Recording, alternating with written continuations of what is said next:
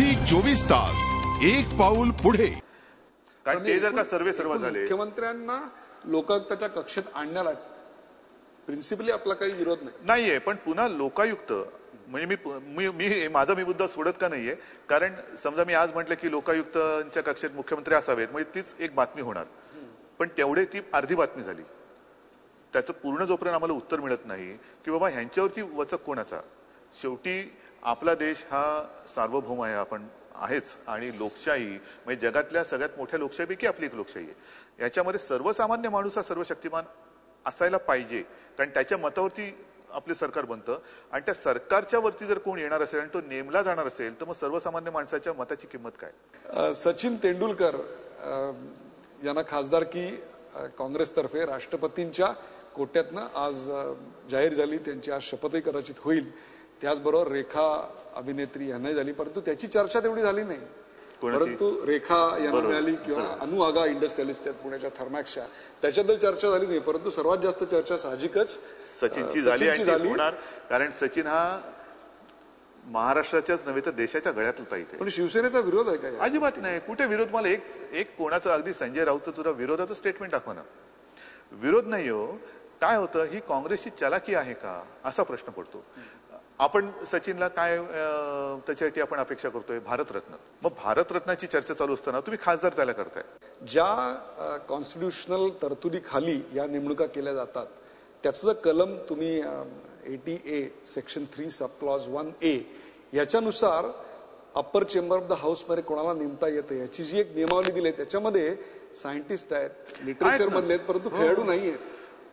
बघा, मी तो मुद्दा नाही. सचिन हा मोठाच आहे, सचिन हा महानच आहे, पण असं करण्याकरता कॉन्स्टिट्युशनल अमेंडमेंट आधी करायला पाहिजे होती की नाही? हा सचिन आणि काँग्रेसचा प्रश्न आहे. बरोबर आहे. आता याच्यामध्ये काँग्रेसची चाल आहे का की बाबा त्यांच्या अंगावर जे काही येते त्याला कुठेतरी एक फाटा फोडायला म्हणून बाबा सचिनला केलं म्हणजे थोडं पुण्यपदरात पडलं.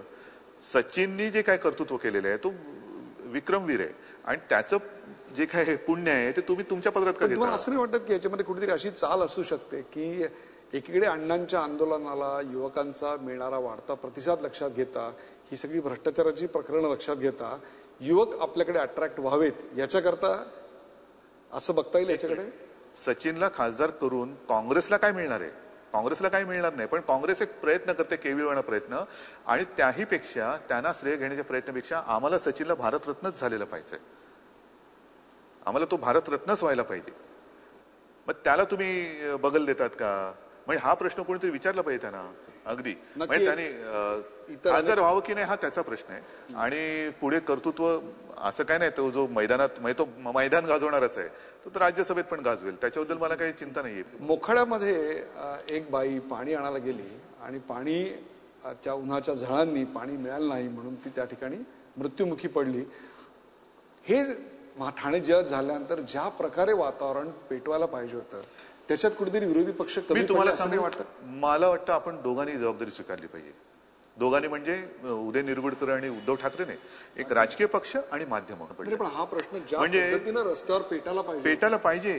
कारण ज्या वेळेला आज सुद्धा आंदोलन आम्ही करतच असतो कुठे ना कुठेतरी, पण त्या विषयाचं गांभीर्य घेऊन जर का त्याला महत्व दिलं गेलं तर हे प्रश्न सुटायला अधिक महत्व येईल. नाहीतर काय होतं, सरकार काय म्हणतं की किती बोंबलतील. बरं, बोंबलल्यानंतर याला प्रसिद्धी किती मिळेल? जर का तो विषय सर्वांच्या तोंडी चर्चेला गेला नाही तर त्याचं महत्वच कमी होतं.